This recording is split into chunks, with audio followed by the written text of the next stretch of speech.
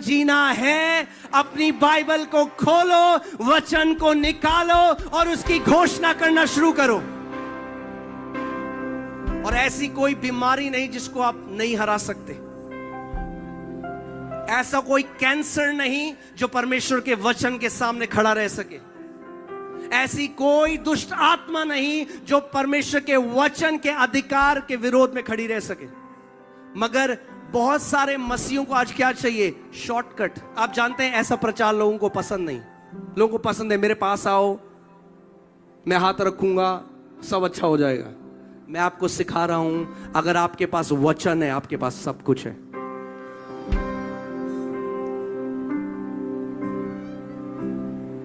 क्या हम वचन का आदर करते हैं? रांची झारखंड में आपको बता रहा हूं, एक नई पीढ़ी खड़े होने वाली है जो वचन की घोषणा करने वाली पीढ़ी है, और परमेश्वर महान चोटियों में उनको बिठा के रखेगा। एक बार मैं रात को जब प्रार्थना कर रहा था तो मैं दर्शन देखने लगा आत्मा में, और मैंने देखा कि ऊंची पहाड़ी है और उन पहाड़ियों के ऊपर सिंहासन कट के बना है, जो पत्थर से ही सिंहासन बने हुए हैं। और मैं वहां गया, उस पहाड़ी पे मैं खड़ा था और परमेश्वर की आवाज मुझे आई और बोला बैठ इसमें। और वहां पे मैंने देखा बहुत सारी, जहां तक मेरी नजर है वहां पे ऐसी पहाड़ियां और उनमें ऐसे सिंहासन बने और वो खाली थी। और प्रभु ने कहा ये मैंने अपने बेटे और बेटियों के लिए रखी है। वो इंतजार कर रहा है कि हम आत्मा में जयवंत जीवन जिए। वी सोर up high in the spirit. हम आत्मिक जहां में ऊंचे जाएं और अपनी जो जगह है, जो जय की जगह है, we take our rightful place as the sons and daughters of most high God. परमेश्वर के बेटे और बेटियों की जो जगह है वो हम ले लें। अब ध्यान से सुनना। आप अगर आप के साथ कोई बीमार है, आप बीमार हो, आपका बच्चा बीमार है, आपका परिवार में कोई बीमार है, जो मैं आपको बताने वाला हूं वो आपको बचा लेगा। वो आपको समय से पहले मरने नहीं देगा। ध्यान धरकर सुनना मेरी बात को। आपने गवाही देखी यहां पे, जो हमारी कलीसिया में एक बेटा है अमरजीत, उसको एड्स हुआ, HIV एड्स। और वो बहुत सारी ऐसी सभाओं में गया जहां पे उसके लिए प्रार्थना करी, मगर वो ठीक नहीं हुआ। तो किसी ने उसको बताया दिल्ली में एक चर्च है जहां लोग चंगे होते हैं, आप वहां जाओ।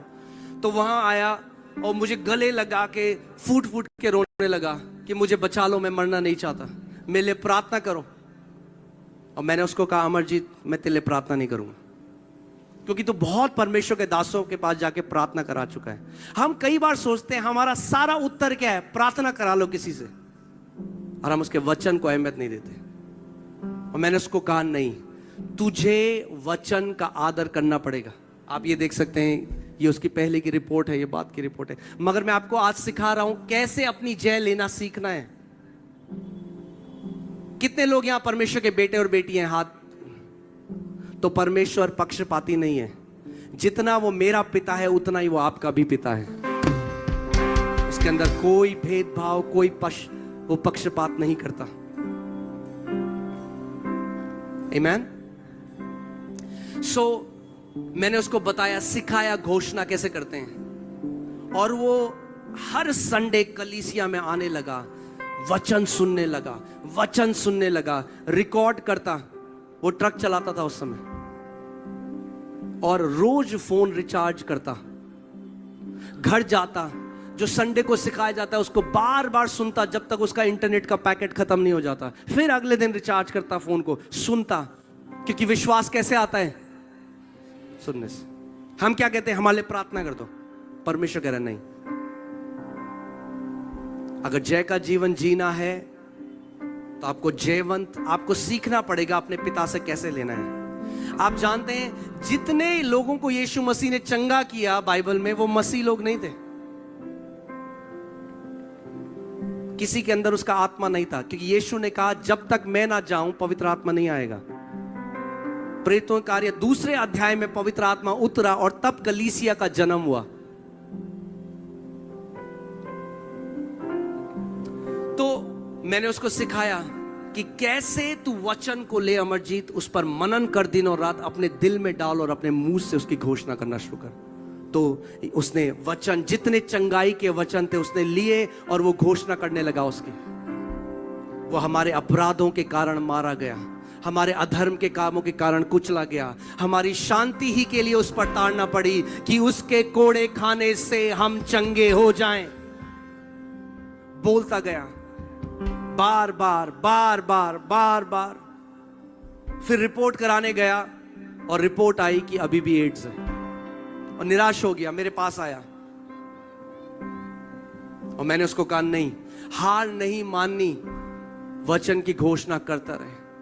आप जानते हैं परमेश्वर का वचन कहता है कि मेरा वचन एक हथौड़े के समान। लोगों ने पढ़ा है, आपने देखा है कई जो मजदूर हैं जब वो पत्थर तोड़ते हैं, मुझे नहीं पता अगर आपने देखा है नहीं देखा, या जब दीवार तोड़ी जाती है तो एक हथौड़ा मारते हैं तो कई बार दीवार नहीं टूटती, और वो हथौड़ा मार रहा है, ऐसा लग रहा है कुछ भी नहीं हो रहा। एक बार, दो बार, तीन बार मारे जा रहा है, हल्के हल्के छोटी सी दरार आई, फिर वो दरार बढ़ती गई, फिर दरार बढ़ती गई, और एक बार एक हथौड़ा मारा और पूरी दीवार नीचे गिर गई। ऐसे ही है, जब आप वचन की घोषणा करते हो, उस बीमारी के ऊपर परमेश्वर का हथौड़ा पड़ रहा है। एक बार, दो बार, तीन बार, आपको पता नहीं चल रहा है, मगर अंदर ही अंदर वो कैंसर नाश हो रहा है, अंदर ही अंदर वो बीमारी नाश हो रही है। और एक टाइम ऐसा आता है जब जड़ से परमेश्वर उस बीमारी को नाश कर देता है। बोलता बोलता गया, दूसरी बार गया, रिपोर्ट कराई, तब भी आया कोई फर्क नहीं है, HIV एड्स। फिर मेरे पास आया, मैंने नहीं, अगर लिखा है तो 100% होगा। और फिर उसने हार नहीं मानी, वचन की घोषणा करता रहा। फिर गया और रिपोर्ट कराई, और रिपोर्ट आई कोई HIV एड्स नहीं है, यीशु के कोड़े खाने से वो पूरा चंगा हो गया है। आमीन। क्योंकि जिस दिन आपने वचन से अपनी चंगाई लेना सीख लिया, उसके बाद खुद तो आप चंगे रहोगे ही, जाति जाति के लोगों को चंगा करोगे। मैं आपको एक कहानी बताता हूं, उसके बाद हम लोग प्रार्थना में जाएंगे, हमारे पास समय नहीं है ज्यादा। मगर एक परमेश्वर के दास हैं, वो एक जगह गए मीटिंग करने, और वहां पे जो पास्टर थे उस चर्च में, उन्होंने कहा कि हमारी चर्च में एक यूथ का लड़का है जो अपनी आखिरी सांसों के लिए लड़ रहा है, वो वेंटिलेटर में है, और सांस भी ऐसे लेता है, एक बार सांस लेता है, फिर 3-4 सेकंड तक उसकी सांस नहीं आती, फिर सांस छोड़ता है, और डॉक्टर कह रहे हैं कि अब मशीन बंद कर दें, क्योंकि वेंटिलेटर की वजह से वो सांस ले रहा है और वो बच नहीं सकता। उन्होंने कहा मेरे को जल्दी से वहां ले जाओ हॉस्पिटल में। तो हॉस्पिटल में ले गए, डॉक्टर ने कहा 2 मिनट है आपके पास। और वो जब अंदर गए, हम अगर होते तो हम क्या करते, हम उसके लिए प्रार्थना करते। उन्होंने प्रार्थना नहीं करी। वहां पे उसकी वाइफ थी जो 19 साल की थी, वो दोनों बहुत यंग थे, वो 21 साल का था, उसकी वाइफ 19 साल की थी। उन्होंने उस 19 साल की जो उसकी बीवी थी उसके पास अपनी चेयर को लगाया और बोला, बेटा मेरे पास 2 मिनट हैं, ध्यान धर कर मेरी बात सुन, क्योंकि अगर तू वो मानेगी जो मैं तेरे को बता रहा हूं, तेरा पति मरेगा नहीं मगर जिएगा। और आज मैं आपको, अगर आप मेरी आवाज सुन रहे हैं, मैं आज आपको वो बताने आया हूं। मैं आपको वो चीज देने आया हूं जो कभी फेल नहीं हो सकती, जो परमेश्वर का जीवित वचन है। यीशु ने कहा स्वर्ग और पृथ्वी टल जाएगा, मगर मेरे मुख से निकले हुए वचन का एक बिंदु भी ना टलेगा। आप भजन संहिता 118 का 17वीं आयत लगाइए। उन्होंने उस बेटी को बोला, बेटी सुन, वचन में ये आयत लिखी है, आप एक बार पढ़िए, मैं ना मरूंगा, मैं ना मरूंगा, वरन जीवित रहूंगा, वरन जीवित रहूंगा, और परमेश्वर के कामों का वर्णन करता और रहूंगा। परमेश्वर के कामों का वर्णन करूंगा। अब ध्यान से सुनो, उन्होंने उस बेटी को बोला, ये वचन तुझे अपने लिए पर्सनलाइज करना है, इसको बोल, परमेश्वर तेरे वचन में लिखा है मेरा पति ना मरेगा मगर जिएगा और तेरे कामों का वर्णन करेगा। और वो ऐसे बोलने लगी, वो रो रही थी। तो उन्होंने कहा, बेटा मेरी बात ध्यान से सुन, अधिकार के साथ बोल, इसे बोल, मेरा पति ना मरेगा, वो जिएगा और परमेश्वर के कामों का वर्णन करेगा। वो बोलते, कह रहा फिर से बोल, फिर से बोल, फिर से बोल। जब तक 2 मिनट खत्म ना हो गए वो उससे दोहराते रहे, और जाते जाते बोले तब तक बोलना जब तक तेरे शरीर में जान है, और जब तू थक जाए तो सो जाना 2-3 घंटे, फिर खड़े होना, फिर घोषणा करना। और वो चले गए। सामर्थ तब निकलेगी जब यह आपके हृदय के अंदर प्रवेश होगा। आप पढ़िए रोमियो 10:8। हालेलुया।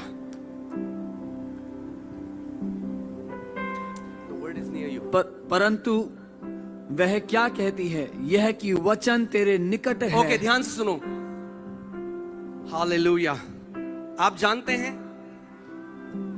उतनी ही बाइबल आपकी है, वो नहीं जो आपके हाथ में है, वो जो आपके हृदय में है। आपकी बाइबल वो है जो आपके हृदय में है, ये नहीं है। कितने लोग मेरी बात समझ रहे हैं? आपकी बाइबल वो नहीं जिसके बाहर आपने अपना नाम लिखा है। आपकी बाइबल वो है जो आपके हृदय में है, वो आपकी बाइबल है। तो अगर मैं बाइबल को हाथ में लेके चलूं सब जगह, मैं कहूं देखो मेरा बीज कितना बढ़िया बीज है, कुछ होगा? उसका वचन बीज के समान है। और आज मैं आपको सिखा रहा हूं उसके वचन को हृदय में डालने का तरीका क्या है।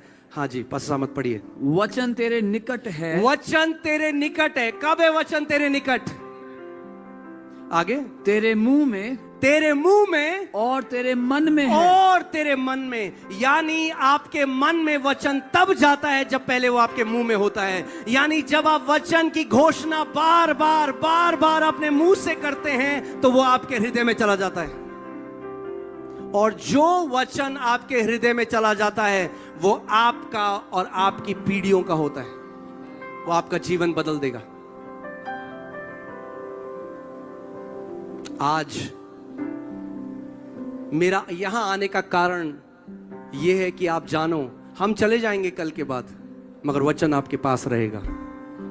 वचन आपके पास रहेगा। आमीन। मैं यहां पर आपको वचन के तरफ इशारा करने आया हूं कि आपका उत्तर परमेश्वर का वचन है। आपकी चंगाई उसके वचन में है। आपका छुटकारा उसके वचन में है। आपकी जय उसके वचन में है। आपकी दीर्घायु उसके वचन में है। आपकी समृद्धि उसके वचन में है। इस वचन को मनन करके, हाँ, मेरे लिए एक ज्योतिषी ने कहा था कि तू कभी जिस जगह मैं पैदा हुआ था अपने गांव में, बोला वहां से बाहर नहीं जाएगा। आज मैं ढूंढ रहा हूं ज्योतिषी को।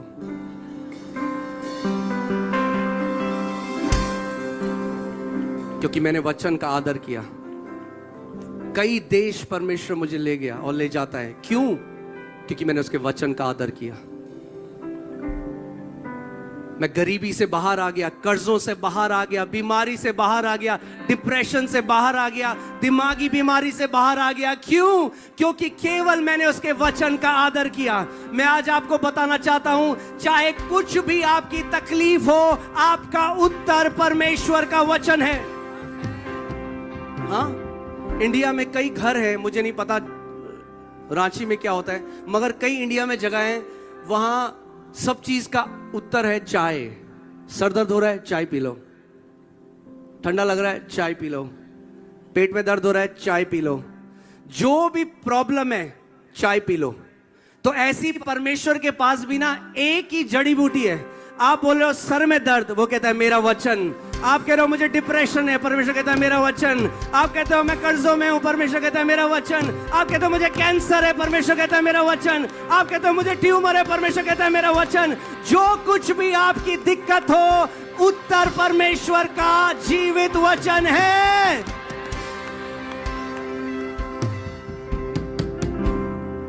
आमीन।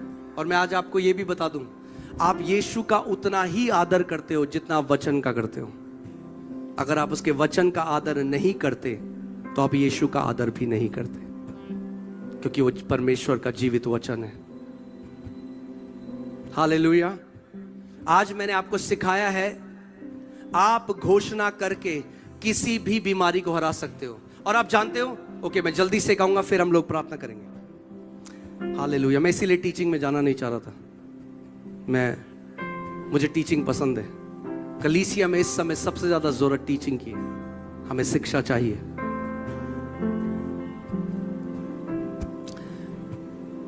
कितने लोग चाहते हैं बेस्ट स्पिरिचुअल वॉर सीखना, बेस्ट आत्मिक मलयुद्ध।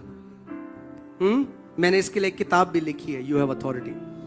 मगर मैं आपको क्यों कह रहा हूं ये बेस्ट है, गारंटी दे रहा हूं ये बेस्ट है, इससे बढ़िया और कुछ नहीं। पता है क्यों? क्योंकि ये यीशु मसीह ने ऐसे शैतान को हराया। और हमारा उदाहरण कोई अमेरिका की मिनिस्ट्री नहीं, हमारा उदाहरण कोई वेस्ट की यूरोप की मिनिस्ट्री नहीं, हमारा उदाहरण यीशु मसीह है। आज लोग सोचते हैं जब ज्यादा चिल्लाएंगे तो शैतान भाग जाएगा। शैतान बहरा नहीं है। यीशु ने बहरेपन की आत्मा को बोला, बहरेपन की आत्मा ने भी सुन लिया, बहरेपन की आत्मा के भी कान है। शैतान आवाज के चिल्लाने से नहीं, अधिकार से डरता है। सो आज मैं आपको वो सिखा रहा हूं, किसी भी एरिया में शैतान आपके जीवन में आए, 100% आप जय को देखोगे। बोलो 100%, 100% जय देखोगे, क्योंकि ऐसे यीशु ने शैतान को हराया। मुझे आज तक बाइबल में कभी यह समझ नहीं आता था कि पवित्र आत्मा यीशु को क्यों ले गया शैतान से परीक्षा होने के लिए। क्योंकि कई लोग सोचते हैं कि पवित्र आत्मा हमें भी ले जाता है, मगर बाद में बाइबल हमें बताती है धोखा ना खाओ। परमेश्वर ना तो किसी की परीक्षा लेता है, ना परमेश्वर की आप परीक्षा होती है। तो मैंने प्रभु से पूछा कि प्रभु फिर क्यों पवित्र आत्मा यीशु को ले गया टेम्प्ट होने के लिए, उसकी परीक्षा के लिए? क्योंकि याकूब की पुस्तक में लिखा है जब तुम टेम्पटेशन में जाते हो, जब तुम परीक्षाओं में जाते हो, तो परमेश्वर तुम्हें वहां नहीं ले जाता, तुम अपनी अभिलाषाओं से टेम्प्ट होते हो। मगर क्योंकि यीशु की कोई गलत अभिलाषा नहीं थी, इसीलिए पवित्र आत्मा उसको वहां ले जाएगा। और इसीलिए पवित्र आत्मा यीशु को शैतान की परीक्षा में ले गया, ताकि वो एक उदाहरण बन सके कि शैतान को कैसे हराना है। कितने लोग मेरी बात समझ रहे हैं? सो यीशु ने जो शैतान को हराया, वो आपको और मुझे सिखाने के लिए हराया। जैसा मैं उसे हरा रहा हूं, वैसे मेरी कलीसिया भी उसे हराएगी। अब सोचो कि प्रभु यीशु मसीह जब उसका बपतिस्मा हुआ, स्वर्ग खुल गया, पवित्र आत्मा उसके ऊपर उतरा और पिता ने कहा ये मेरा प्रिय पुत्र है जिससे मैं अति प्रसन्न हूं। इससे ज्यादा स्पेक्टेकुलर, ऐसा कोई अनुभव नहीं हो सकता जो बहुत अमेजिंग है। मगर पिता ने क्या कहा था? ये मेरा प्रिय पुत्र है जिससे मैं अति प्रसन्न हूं। और फिर जब यीशु की परीक्षा लेने शैतान आया, और पहली परीक्षा थी यदि तू परमेश्वर का पुत्र है तो इस पत्थर को बोल की रोटी बन जाए। तो ध्यान से सुनो, यीशु ने ये क्यों नहीं कहा कि शैतान तूने सुना नहीं अभी मेरे पिता ने क्या कहा?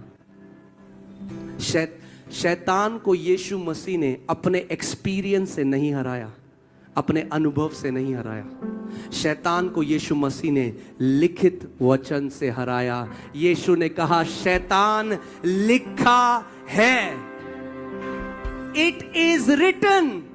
और यीशु मसीह कौन है? खुद वचन है। He is the living word. The living word points to the written word. जो जीवित वचन है वो लिखित वचन की तरफ इशारा कर रहा है। मगर सोचो, जब यीशु ने कहा लिखा है, तो शैतान ऐसे नहीं कहा मैं तो नहीं मानता। Satan cannot come against the authority of written word. शैतान लिखित वचन के विरोध में नहीं आ सकता। सो जब शैतान आपको बोले तू जल्दी मर जाएगा बीमारी में, तो बोलो शैतान लिखा है। परमेश्वर कहता है मैं तुझे दीर्घायु से तृप्त करूंगा और अपने उद्धार का दर्शन दिखाऊंगा। जो कुछ शैतान आपके विरोध में लेकर आता है, उससे लड़ने का तरीका है उसको बोलना शैतान लिखा है।